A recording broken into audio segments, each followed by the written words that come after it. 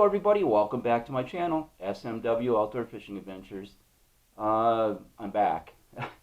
Sorry I haven't posted anything of late, or put anything up as far as a video. I've been going through some family issues that kind of put everything aside, basically fishing and YouTube videos, so family of course takes precedent to anything else that's out there. And plus, I got a lot of product reviews coming up, but as you all know, probably the parcel services are way behind because of the pandemic. Maybe someday it's going to get over with, but it doesn't look like anytime soon. Let's see here, what else is going on? Getting towards the end of the Christmas giveaway. The winner is going to be announced on the Christmas Eve. Again, it's the Ardent Reaper combo series. It's the 3200. Take that back. It's a 2000 series reel and 6'6" medium action split handle rod. So you still have time. That's all you need to do is subscribe and leave a comment, and you're in for the running for the Christmas giveaway. So today I think I'm kind of getting into the ice fishing mode, where it's been 10 years since I've been on the ice. When I went through one of those relation things, as all females out there or males know, it happens sometimes. You lose a lot of your stuff, which I did, so I'm just basically buying new again. The only thing I did basically still have is my ice augers. I do have a power ice auger. It's a Jiffy, simple. So that's my ice auger. Of course, I don't have it inside my basement here. And a hand ice auger, which I don't have that down here either. It's out in my garage. So yeah, so I'm getting set for that. I got a couple things, actually quite a few things that came in. So I'll kind of explain what I have here. You can make it a simple trip, easy trip. You don't have to get elaborate and expensive. Depends how thick the ice is. You can get by with a hand auger, but if you get into a lot of ice, probably going to need a lot of muscle or a power ice auger. So let me go through, first of all, the type of rods that are out there. This one is made by Schoolie. Again, I'm not sponsored by any of these companies. It's just a product I'll be using. This is just a simple manual type rod and reel type setup. Basically, put your ice line. Oh, it actually has ice line on it. I didn't know that. It has ice line on it. It's probably like 4-pound test, I would think. You can use actually a spring bobber setup. But what I like to use is a simple, this is a spring bobber right here that goes on your rod with a little clip. It goes on your rod with this little clip here. And so that's a spring bobber setup. You can put this little leg on. You can just use it as like a stand and watch your spring bobber go off. It's kind of like a tip up in a way, so you can actually use it that way. So basically what I use, I do have some stuff laying around here, but I can't find some of it. I got to dig it out. What you use is a weight. It's on an alligator clip. You clip it on your line and you manually drop the weight until you hit bottom, and then you want to adjust your line accordingly with the bobber. Smaller, I have this one right here. It's probably my smallest right now, but they can come smaller. So that's that type of rod. So you just drop it down and set your depth like a normal normal rod and reel setup when you're pan fishing. And what's nice about this setup is basically you don't have to reset your bobber every time, or it's ready to go to find your depths and that type of thing. So that's what I like to use. The next one, of course, we have is your jigging rod, which you use a spinning reel. What I will put on this is my crappie shaker, which is a little spinning reel that made by Luz that I've had mentioned in some of my other previous videos. So again, you use the 4-pound ice line, monofilament ice line. And I think there's a fluorocarbon ice line out there now. So basically, you want to use that for that type of setup. Then what you want to use as far as baits, there's a couple different baits you can use. What I use, and a lot of people use, is just a simple teardrop. I don't know if you can see that, it's kind of small. A teardrop hook, our jig setup. They come in a lot of different colors. Again, I have tons of these, and I just gotta find them. And you can use, go to a little bigger setup. You go to a tube bait, like so, and a little bigger jig head. You go to a little bigger jig head as far as your, live minnows, that type of thing. So you can use that type of jig head for that. And I'm on the pro staff of Bass Reaver Bait Company, and they do actually have some baits. They have some baits for ice fishing now. And what two colors I have right now is kind of like a pearl. You kind of see, it might be kind of hard, or pretty small. I don't know if you can see that or not. Comes in, that's the color I have there, and I have the chartreuse. Kind of see if I can jig it by the tail.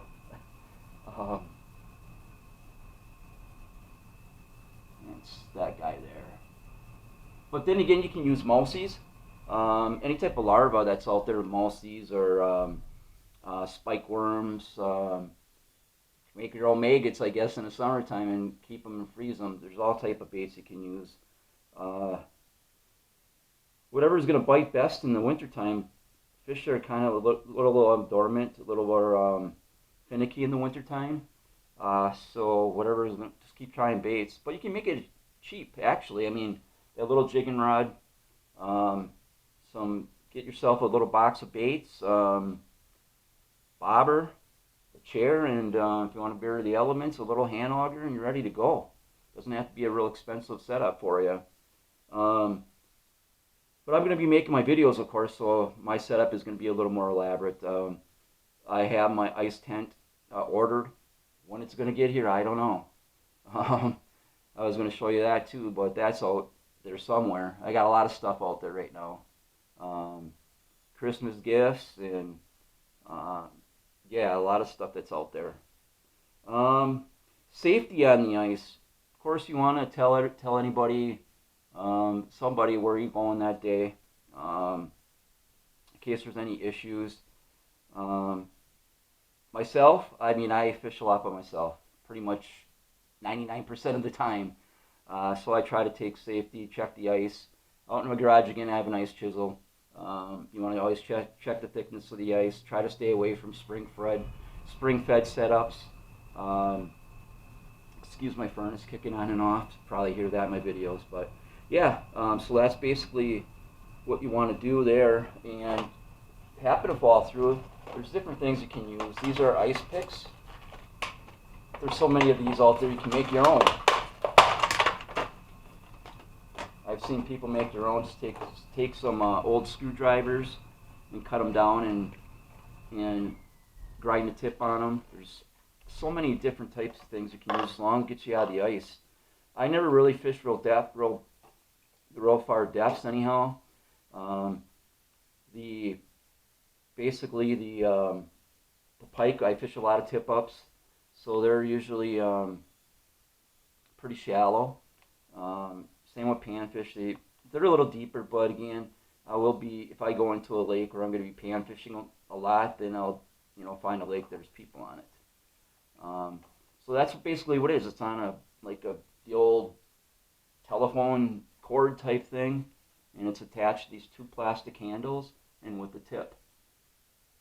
And you get on if you need to get on the ice, just grab those, put those suckers in the ice, and just pull yourself up. And as far as storage, They have little holes in each side. Just slide that in, slide that in, and there you go. So that's safety. Um, as far as inside um, my ice tent, ice shanty, there's different ice. There's different where I am. There's people like to go ice fishing like how can I put it, like a hillbilly type thing. Um, all kinds of ice shanties. I used to have a permanent one, um, but again, when relationship problems, the things go away. But now, I mean, I fish a lot myself, and it's going to be too hard for me to manage a permanent one. Um, but yeah, they're permanent one. They can be just a small 4x6, and people make them to where they can actually live on them all winter long. I mean, there's some pretty elaborate ones out there. They put bunk beds and stoves. I mean, I've seen and been in a lot of them.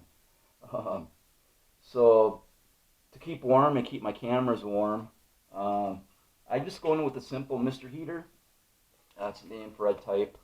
Um, just using the regular small bottles, propane bottles. Why I went to this one right here? It's light, easy for me to travel. Some of the lakes I'm gonna have to really out to walk in. Um, so yeah, that's what I want. I'm using it. Plus, you can actually turn it like that, and you can cook on it. Make a steak or something, venison or sausages or whatever you want to when you're on the ice. So I have that. I got that. So a lot of my stuff is brand new. Um, let's see what I did with those. Be right back. Let me grab those quick.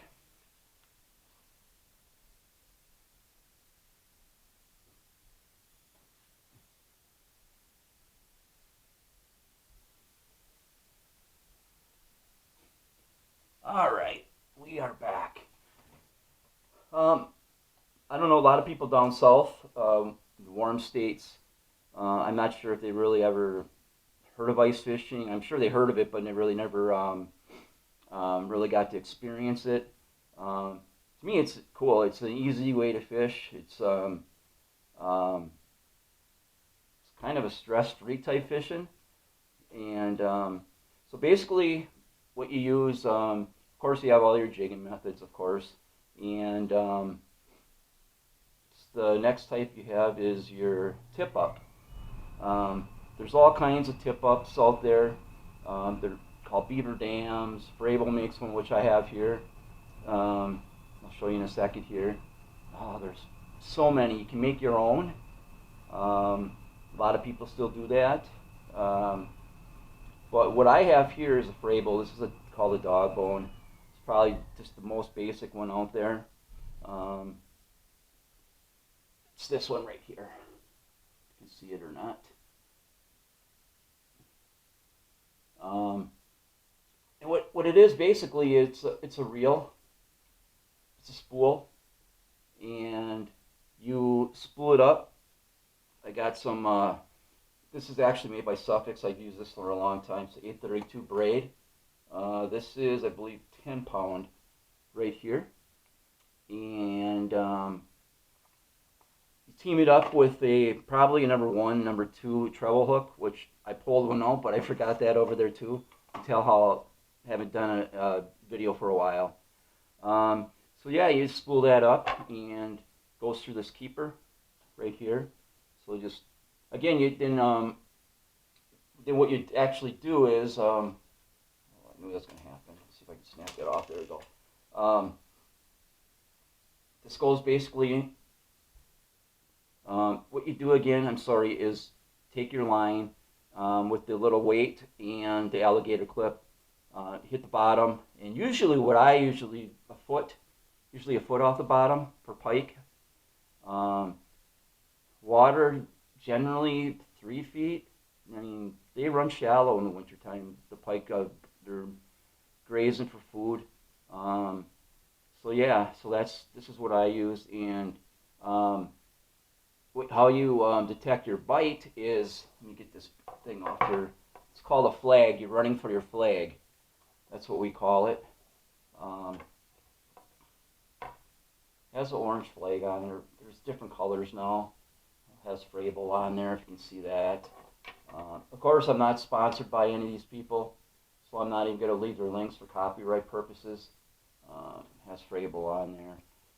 You can actually adjust the tension on your spring here. And what you do is basically as soon as you find your depth, what I like to do is I drop this down. See if I can do it now. And you basically you hook. I'm not going to get perfect now. I'll just give you a certain idea. And basically, as soon as they hit your bait, I don't know if you saw that or not. Let's see if I can get back here and try it. As soon as they hit their bait, you pull your line off, just like so, and then you go and you fight your fish.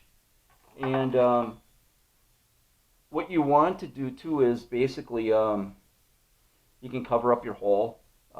There's all different type of tip-ups. There's tip-ups where I'm not sure even what they call them anymore. I think they're called ghost tip-ups, where there's a rock. It's the body of the tip-up is round, and you can go straight on your hole. You want to get less light down that hole as possible, and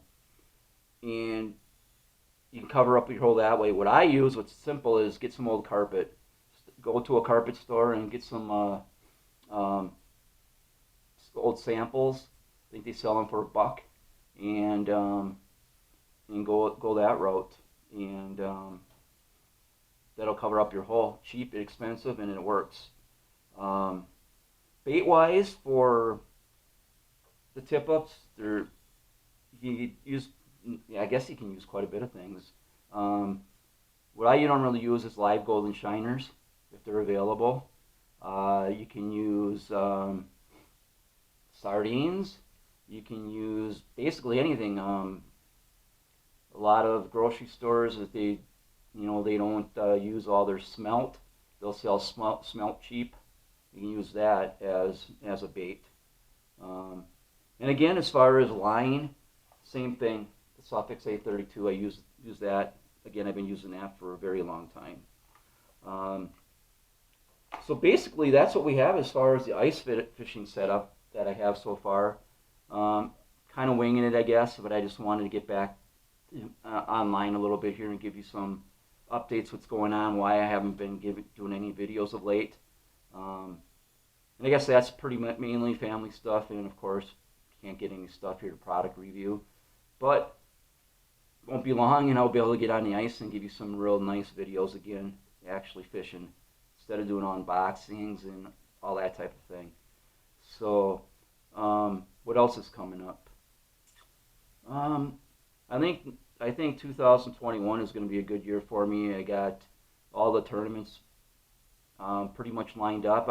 There's really not anything really on the schedule yet, but as soon as I get the Bass Masters schedule, I'm going to pick one lake and go there this spring and fish that. Trying to think what else here. Bass Reaper, they're coming up with.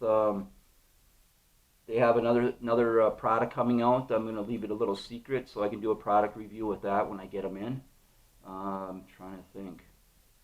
I got a new camera coming in, so that'll definitely help. So I can do a two camera setup when I'm on the ice with my GoPro and that camera, and same with Kayak could be a little different. I have all GoPros for that, but so yeah, I think that's pretty much what we have going for right now. Again, make sure you sign up for the Christmas giveaway. Again, it'll be announced. The winner will be announced on Christmas Day or Christmas Eve. I'm sorry, and we're at 101 subscribers. Not a lot, but as soon as we hit 150, we have that giveaway, which is an Ardent either a 2000 series or 3000 series spinning reel.